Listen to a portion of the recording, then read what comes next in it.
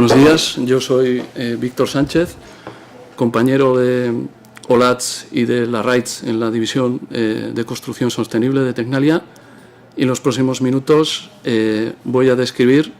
el desarrollo de un concepto innovador de red térmica dual inteligente que hemos llevado a cabo en el marco del proyecto A2PEVIR. Como iremos viendo a lo largo de la descripción, la implementación de este concepto innovador de red térmica se basa en un concepto innovador de colector solar para refrigeración desarrollado por ClimateWell, en un nuevo concepto de subestación térmica de edificio y en un nuevo concepto de sistema integrado de gestión de distrito. A lo largo de esta exposición vamos a empezar describiendo las características de las redes de distrito convencionales. A continuación vamos a explicar sus principales limitaciones. Posteriormente pasaremos a describir las características del concepto innovador de red térmica dual inteligente. A continuación describiremos las ventajas de este nuevo concepto de red térmica, analizaremos su aplicabilidad en proyectos de rehabilitación de distrito y finalizaremos la exposición describiendo cómo se ha evaluado el potencial tanto del concepto innovador de red térmica de distrito como de los colectores solares de refrigeración. Y sin más preámbulos, pasamos a describir las características principales de las redes de distrito convencionales. Como todos sabemos, un sistema tradicional típico de district heating está compuesto por una planta de distrito donde están implantados los generadores de calor que proporcionan toda la energía que se utiliza en el distrito, una red de distribución que conecta la planta de calor con los edificios del distrito y finalmente las subestaciones térmicas de los edificios que permiten conectar la red de distribución con los edificios y llevar a cabo la entrega de energía. Una de las principales ventajas de los sistemas de district heating es que permiten agregar la demanda de todos los edificios conectados a la red térmica, de modo que es posible reducir la potencia instalada de generación y que los generadores de la planta del distrito operen con rendimientos medios estacionales mayores que los que corresponderían al caso en el que cada uno de los edificios dispusiese de sus propios generadores operando de forma independiente. Sin embargo, en las redes de distrito tradicionales, la utilización de energías renovables y de cogeneración es en general baja y la producción de frío, que en edificios públicos, que son los que se analizan en el marco del proyecto A2PEVIR, suele ser habitual la presencia de cargas de refrigeración. Sin embargo, decía, en los sistemas de district heating convencionales la producción de frío se resuelve a nivel de edificio utilizando tecnologías convencionales, normalmente con enfriadoras o bombas de calor basadas en ciclos de compresión. Por otro lado, el ajuste de la operación de todos los sistemas implantados a nivel de edificio y a nivel de planta de distrito se produce en función de la evolución de la demanda de energía de los edificios y de la producción de los sistemas de producción que haya implantados a nivel de edificio en caso de que existan, de forma que las estrategias de control que se ponen en práctica son de carácter reactivo. Teniendo en cuenta todas estas características, en definitiva, desde el punto de vista de la planta del distrito, los edificios que forman parte de un district heating constituyen cargas térmicas que varían a lo largo del tiempo y que tienen que ser satisfechas en unas condiciones específicas de temperatura y de presión. Teniendo en cuenta estas características, a continuación presentamos las principales limitaciones de los sistemas de district heating convencionales. La principal limitación de estos sistemas es que en el caso de que haya edificios conectados a la red térmica que dispongan de sistemas térmicos de producción local, o sea, instalaciones de colectores solares térmicos, la producción de estos sistemas se ve limitada por la evolución de la demanda del edificio y por la disponibilidad o falta de disponibilidad de capacidad de almacenamiento local. Y esto, en definitiva, lo que produce es que parte de la producción que podrían proporcionar estos sistemas, pues por falta de disponibilidad de un sumidero suficientemente consistente, no pueda ser aprovechada. Por otro lado, como decíamos anteriormente, la interacción que existe entre los edificios del district heating y la red del distrito no puede ser, digamos, inteligente, y los edificios se comportan como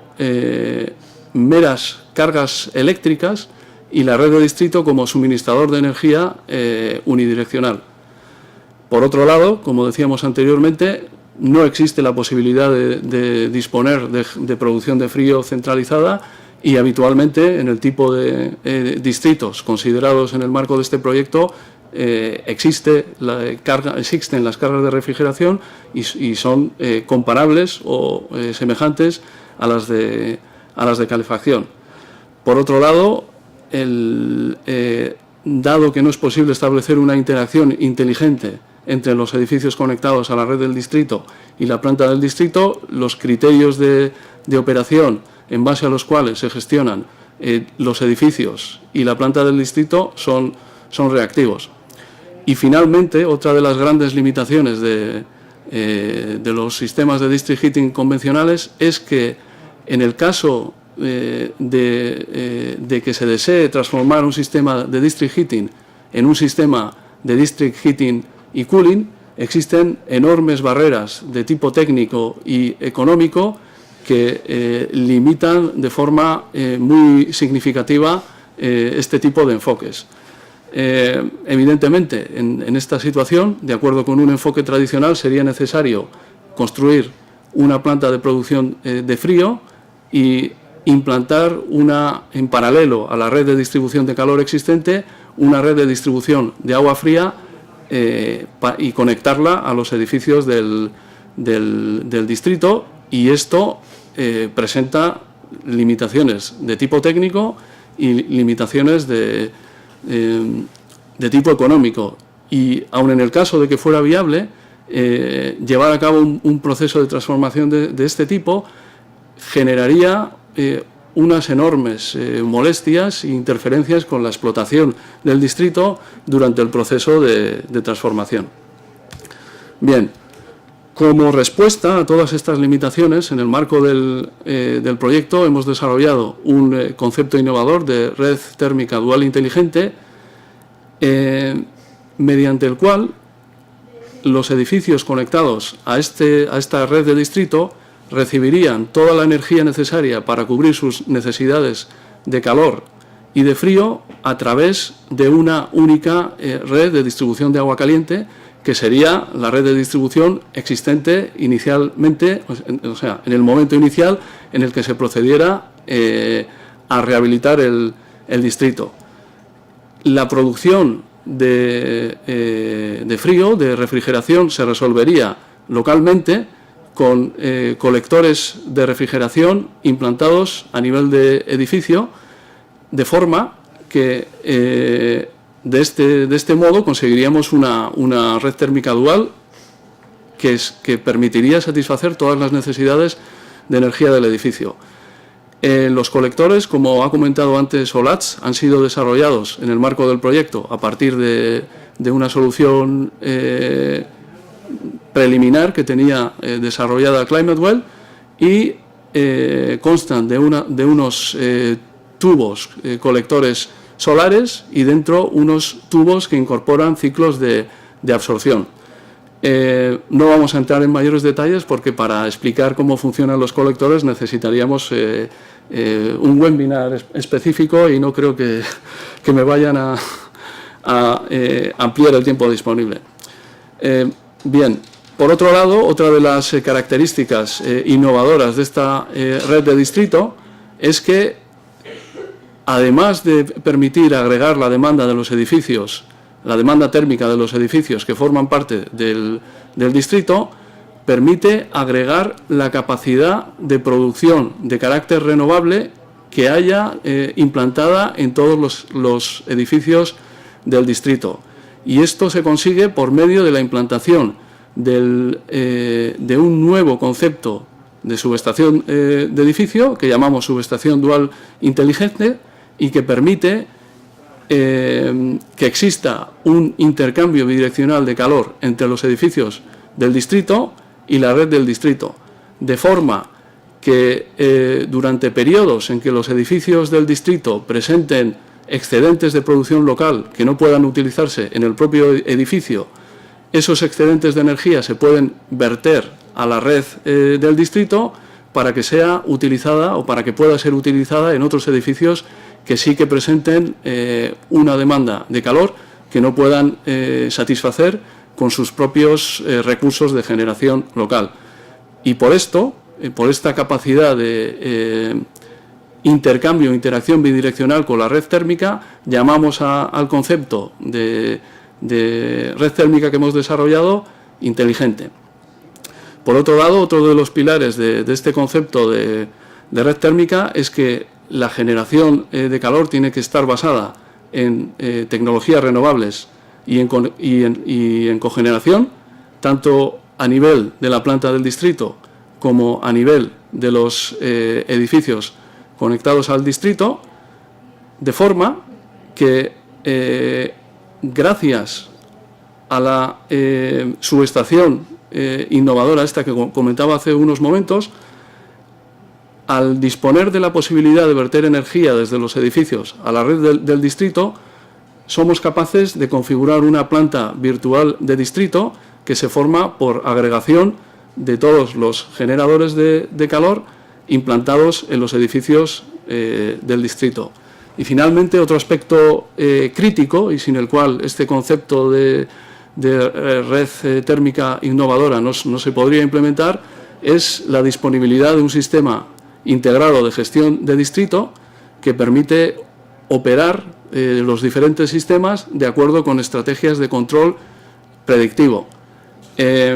Y para aquellos que no estén familiarizados con las estrategias de control predictivo, el control predictivo consiste en ajustar la operación de determinados sistemas en base a las predicciones de su comportamiento proporcionados por modelos de simulación dinámica. Bien, pasamos ahora a describir los diferentes desarrollos que nos permiten implementar el concepto de red térmica dual inteligente. Empezamos describiendo las características de las subestaciones convencionales. En la imagen de la izquierda tenemos una subestación de calor convencional en la que podemos ver en el centro del bastidor un intercambiador de calor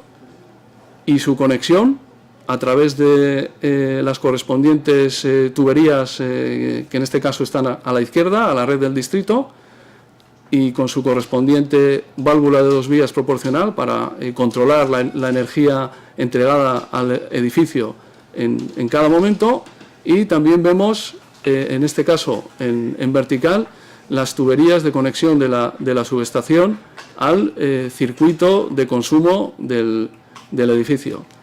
Vemos también el controlador de la subestación, la bomba del circuito de secundario y todos los elementos auxiliares que permiten que funcione la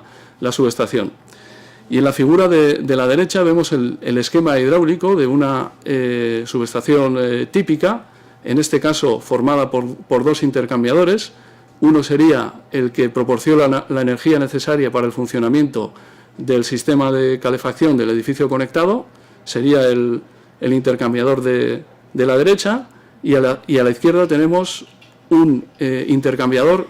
específicamente dispuesto para la producción instantánea de agua caliente sanitaria. Como vemos, en este caso ambos intercambiadores, los dos intercambiadores de esta subestación, estarían conectados en paralelo con la red del distrito. Bien, el nuevo concepto de subestación dual inteligente que se ha desarrollado en el marco del proyecto, además de las funcionalidades descritas para las subestaciones convencionales, incorpora funcionalidades adicionales que serían la entrega de la energía necesaria para la producción de frío a nivel local con los colectores descritos anteriormente, y la exportación de los excedentes de producción local a la red del distrito. Incorpora módulos específicos para llevar a cabo cada una de las funcionalidades. Incorpora también la posibilidad de recuperar calor desde el módulo de frío para el módulo de producción de calor para aquellos edificios en los que exista demanda simultánea de calor y frío, y en función de las funcionalidades o módulos que sean necesarios en cada caso concreto, se han definido tres tipologías de subestación diferente. La subestación dual bidireccional, que proporciona calor, frío y la posibilidad de exportar excedentes de producción local. La subestación dual unidireccional, que proporciona calor y frío, y la subestación de calor bidireccional, que proporciona calor y intercambio bidireccional con la red térmica del distrito. Y por otro lado, igual que en el caso anterior, la subestación incorpora una bomba para la distribución del circuito de refrigeración y hasta tres bombas específicas para tres circuitos o cargas térmicas de calor, cada una funcionando a una temperatura específica. Incorpora también todos los elementos de control auxiliares, válvulas de control de presión diferencial, válvulas proporcionales de 2 vías, válvulas mezcladoras, etcétera, y también todos los elementos adicionales necesarios para que la subestación funcione de forma eficiente y en condiciones adecuadas de seguridad, que serían los sensores de temperatura, controladores, etcétera.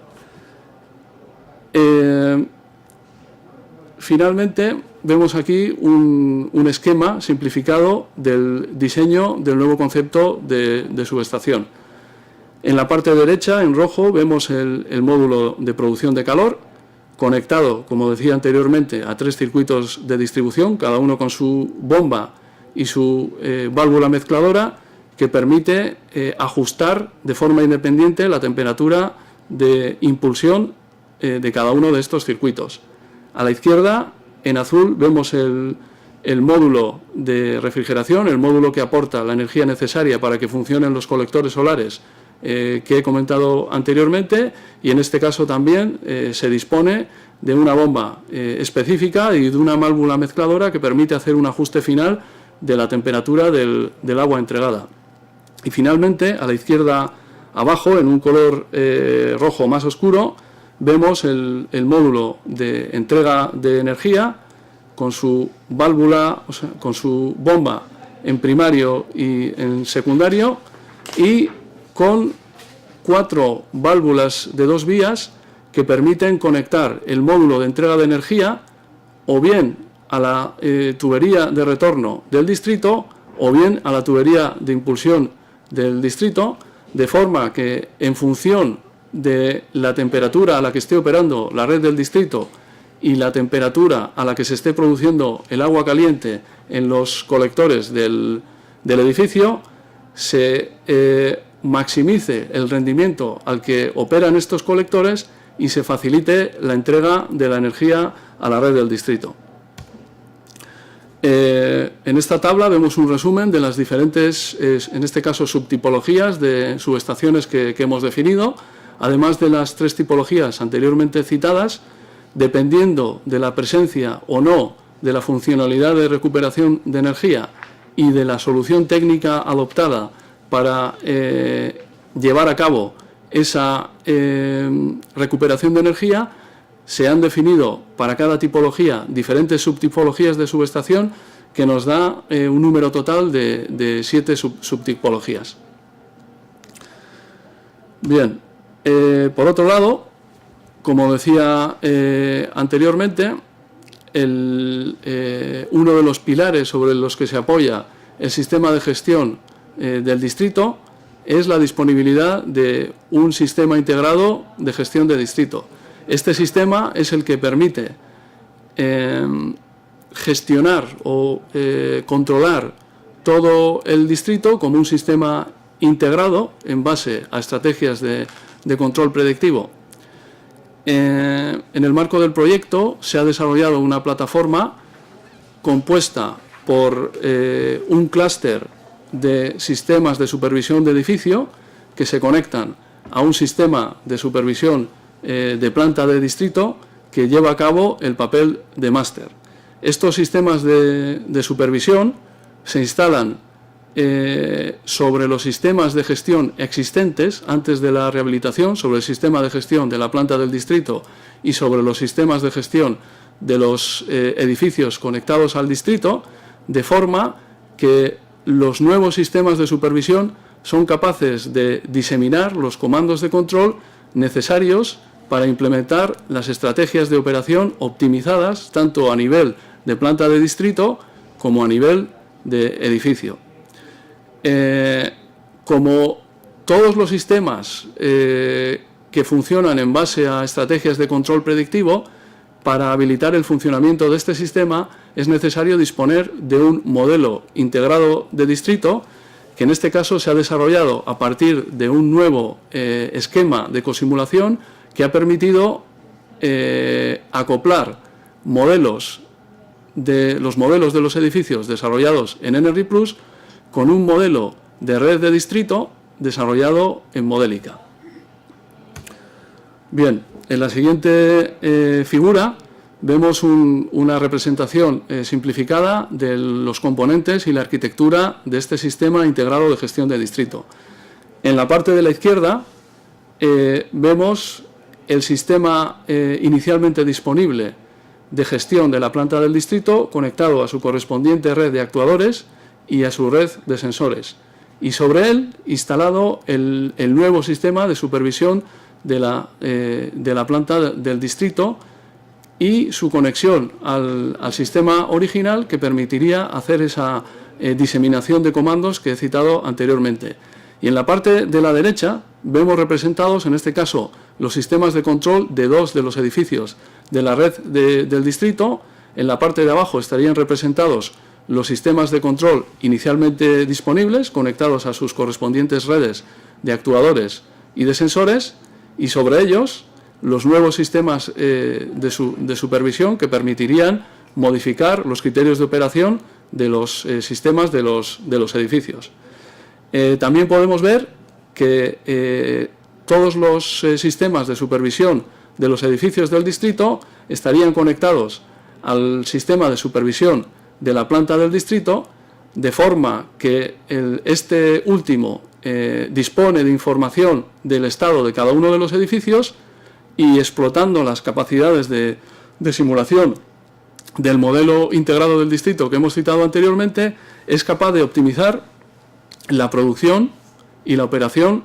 de los sistemas existentes en cada uno de los edificios del distrito.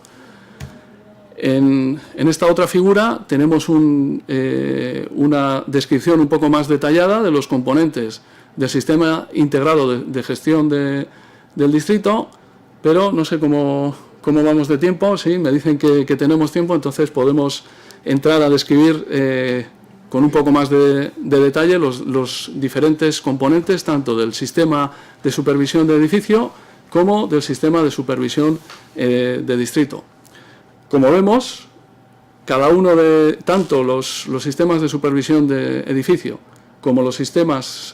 sistema de supervisión de distrito tienen una estructura análoga que consta de un módulo o un motor de definición de escenarios, un motor de cálculo, un motor de optimización que es el que selecciona el escenario calculado con mayor potencial, y un módulo de control que es el que se encargaría de conectarse con el sistema de control existente antes de la renovación, y que haría las veces también de interfase con el usuario. Como vemos, existe una conexión entre el módulo de control del sistema de supervisión de la planta del distrito y el módulo de control del sistema de supervisión de cada uno de los edificios del distrito, de forma que el sistema de supervisión del distrito es capaz de dar órdenes a cada uno de los sistemas de supervisión de los edificios para que adapten sus estrategias de operación y se consiga el objetivo último, que no es otro que reducir los costes de operación y ahorrar energía. Bien, en la siguiente figura vemos una descripción esquemática de cómo sería el algoritmo de control predictivo que se sigue. Una vez al día, como podemos ver en la parte superior del esquema, normalmente de víspera, por la noche, se lanzaría una simulación que permitiría identificar las cargas que van a existir al día siguiente. Esto es, si vamos a tener calefacción y solo calefacción, o vamos a tener calefacción y refrigeración. En función de las cargas existentes, se fija la temperatura a la que tiene que operar el distrito, de forma que si se va a funcionar en modo de producción de calor, se puede establecer una temperatura de funcionamiento más baja, mientras que si se va a funcionar también en modo de generación de frío, es necesario incrementar la temperatura a la que operaría la red de distrito para que los colectores solares implantados a nivel de edificio sean capaces de producir frío de forma eficiente. Bien, una vez establecida la temperatura de funcionamiento de la red de distrito para el día siguiente, a lo largo del día, con una periodicidad de hasta 1 hora, se analizan diferentes escenarios de simulación, siendo cada uno de estos escenarios una planificación de producción tanto para la planta del distrito, para cada uno de los generadores de la planta del distrito, como para los generadores térmicos implantados a nivel de distrito. De forma que, utilizando las capacidades de simulación del sistema, se puede predecir cuál de estos escenarios será el que tendrá un consumo de energía y un coste asociado al consumo de energía menor, y por lo tanto será aquel con el que tendrá que funcionar tanto la planta del distrito como todos los edificios conectados a la red del distrito para el siguiente intervalo de operación. Bien, en esta tabla vemos un resumen de los diferentes modos de operación que existen, tanto a nivel global, o sea, a nivel de distrito, como a nivel local. En este resumen podemos ver que cuando el distrito funciona en modo de calor, la única funcionalidad disponible es la calefacción. Los módulos activos en los edificios, en las subestaciones de los edificios, serán el módulo de calor y el módulo de entrega de energía. Este modo tendrá lugar fundamentalmente durante la estación de calefacción. Los colectores solares operarán en modo de producción de calor y, como decía anteriormente, la temperatura de consigna de la red de distrito será de 65 grados, puesto que no es necesario el producir frío con los colectores solares. Por otro lado, si el sistema está funcionando en modo de frío o en modo de calor y frío, será necesario disponer de las funcionalidades de calefacción y refrigeración.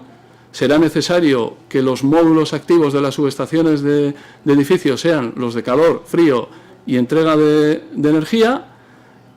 Los colectores solares, en función del edificio o en función del momento del día, operarán en modo de calor o en modo de frío, y la temperatura de la red de distribución tendrá que ser más elevada para posibilitar que los colectores de producción de frío, que funcionan a partir de tecnologías de absorción, puedan presentar rendimientos adecuados. Y este sería un poco el resumen de los diferentes modos de operación a nivel global y local de la red del distrito. Por otro lado, y para facilitar la implantación de estos conceptos, en el marco del proyecto se ha desarrollado una herramienta de apoyo al diseño de las subestaciones de edificio. Es una herramienta sencilla y de uso intuitivo que soporta tanto la entrada de los datos necesarios, que serían los perfiles de demanda y de producción de los edificios, provenientes de herramientas de simulación o de plataformas de monitorización. Los algoritmos de cálculo de la herramienta son bastante sencillos, en estado estacionario, y para facilitar el uso entre los agentes implicados en el sector, se ha implementado en Visual Basic, en Excel. Y las salidas de apoyo para el diseño más importantes que proporciona son la definición de la tipología de subestación más adecuada a las condiciones de contorno de cada proyecto específico, la definición del esquema de principio hidráulico, la evaluación del potencial en cada caso de la disponibilidad o no de la funcionalidad de recuperación de calor del módulo de refrigeración para el módulo de calefacción, y la cuantificación de la potencia nominal de todos y cada uno de los módulos, así como una selección preliminar de los intercambiadores, de los modelos comerciales de intercambiadores a partir de una base de datos que incorpora la herramienta. En esta figura vemos la interfase para la entrada de datos de la herramienta. Únicamente necesitaríamos disponer de los perfiles en base horaria de demanda, y en el caso de que existan instalaciones de producción térmica en el edificio, también los perfiles en base horaria de producción, y añadiendo las condiciones de operación de la red térmica, sería suficiente para poder proceder al cálculo. Además, para aquellas situaciones en las que el proyectista no disponga de los perfiles horarios de cargas o de producción, la herramienta también incorpora un pequeño módulo muy sencillo que proporciona resultados aproximados a partir de muy pocos datos de entrada para los perfiles de demanda y de producción. Las salidas, pues como he dicho antes, serían la tipología de la subestación, la potencia de cada uno de los módulos, una presentación un poco simplificada del esquema de principio hidráulico, y finalmente una recomendación o una selección previa del modelo comercial de intercambiador a partir de los introducidos en la base de datos de la herramienta, que encajaría con el dimensionado de cada uno de los módulos. Esta base de datos de la herramienta es abierto, de forma que cada proyectista puede ampliarla e introducir modelos de intercambiadores adicionales en base a sus necesidades o preferencias. Y finalmente, a modo de resumen de esta exposición, pues es necesario resaltar que los principales beneficios o ventajas del nuevo concepto de red térmica dual inteligente que se ha desarrollado serían que es posible llevar a cabo la transformación de un sistema de district heating convencional en un sistema de district heating y cooling sin la necesidad de construir una planta de producción de frío para el distrito, ni de instalar o construir una red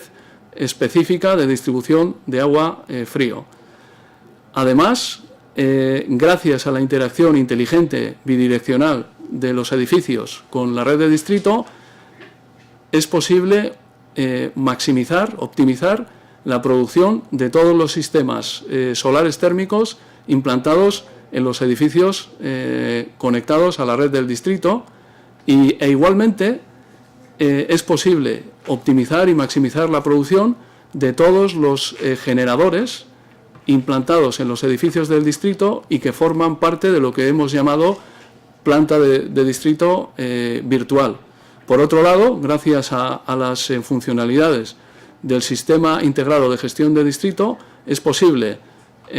operar tanto la planta del distrito como todos los sistemas de los edificios en base a estrategias de control predictivo, de forma que es posible ir ajustando de forma dinámica a lo largo del tiempo los ajustes de todos esos sistemas de forma que operen permanentemente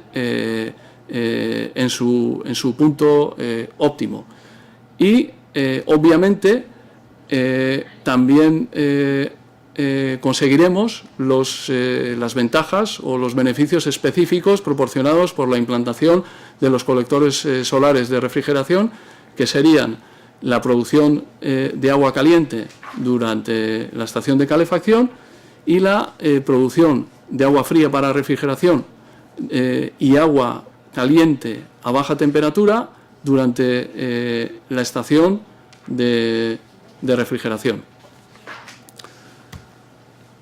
En cuanto a la aplicabilidad del nuevo concepto de red térmica dual inteligente, es necesario señalar que para que sea viable la implantación integral de este concepto, tienen que cumplirse una serie de condiciones de contorno técnico-económicas. La primera condición es que los perfiles de demanda y de producción de los diferentes edificios que componen el distrito tienen que ser suficientemente complementarios, de forma que al agregar las demandas y la capacidad de producción local de todos los edificios sea posible obtener sinergias relevantes. Por otro lado, es necesario que existan cargas de calefacción, de calor agregadas y cargas de frío agregadas suficientemente relevantes y, por otro lado, también es necesario que exista un balance adecuado entre el precio de la electricidad y de las fuentes de energías disponibles. Esto es, como todo este concepto se basa en gran medida en la producción de calor a través de tecnologías de cogeneración, es necesario que el precio de la electricidad sea suficientemente más caro que el precio de los combustibles para que, desde un punto de vista económico, estos enfoques resulten ventajosos.